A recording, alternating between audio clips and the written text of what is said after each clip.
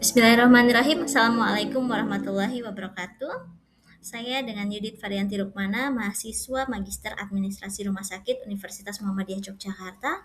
Dalam hal ini membuka ruang diskusi untuk ujian akhir semester Manajemen Pelayanan Khusus Rumah Sakit. Dalam hal ini adalah bagaimana keputusan strategis manajerial dari perspektif pimpinan rumah sakit.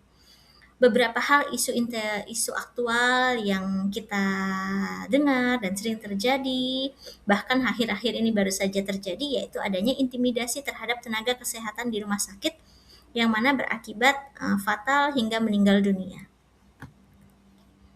Bagaimana analisa masalah dari manajerial rumah sakit dalam hal menangani kasus atau isu aktual yang terjadi seperti ini?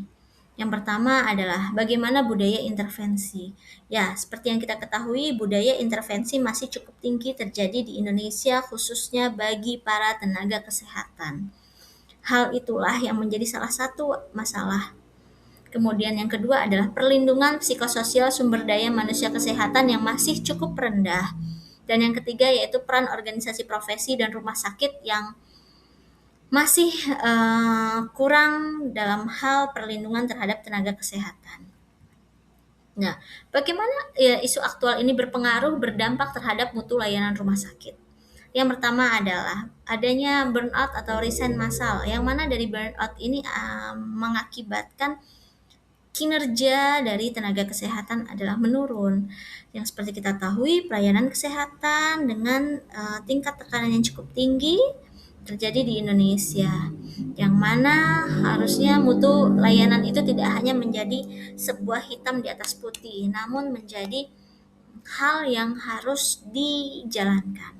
Dan yang kedua, resiko hukum dan sanksi. Rumah sakit tentunya akan bisa terkena teguran Dinas Kesehatan dan juga dari BPJS, dan juga akreditasi tentunya bisa tertunda dan bahkan diturunkan.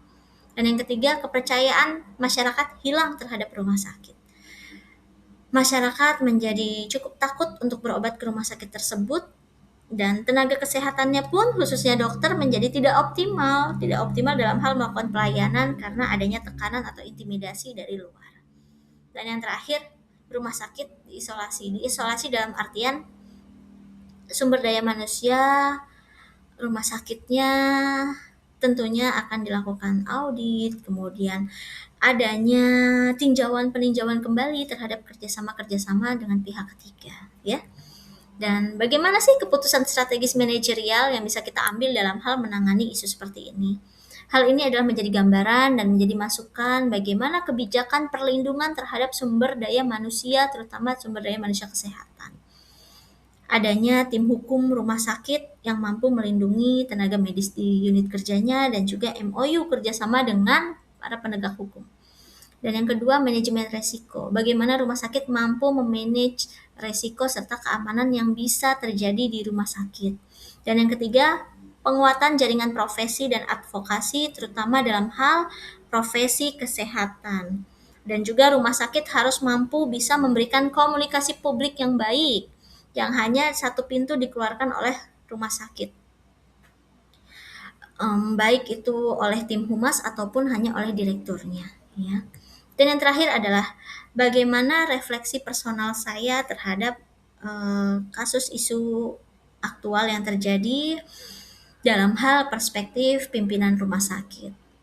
Tentunya hal ini memang tidak mudah karena seperti yang kita tahu memang intimidasi terhadap tenaga kesehatan cukup tinggi terutama di Indonesia. Namun saya menghimbau, ayolah, marilah kita sama-sama menjaga, menghormati bagaimana para tenaga kesehatan melakukan pelayanan secara optimal dan sesuai dengan prosedurnya dan sesuai dengan sumpah tenaga kesehatannya, ya. Kalaupun ada hal-hal di luar yang tidak sesuai dengan jalurnya, mohon untuk mampu memberikan masukan secara baik, masukan secara teguran secara tidak mengganggu dalam hal pelayanannya, ya. Mari kita saling mengingatkan, dan tentunya ayolah mari kita sama-sama membentuk pelayanan kesehatan terutama di Indonesia menjadi lebih baik, ya. Saya membuat diskusi ini tujuannya untuk membuka perspektif kita bersama untuk memajukan pelayanan di rumah sakit terutama di Indonesia. Ya, saya kira ini saja, sampai kita berjumpa di diskusi selanjutnya mengenai hal-hal terutama untuk yang lebih berkembang, terutama untuk Indonesia tentunya. Terima kasih. Wassalamualaikum warahmatullahi wabarakatuh.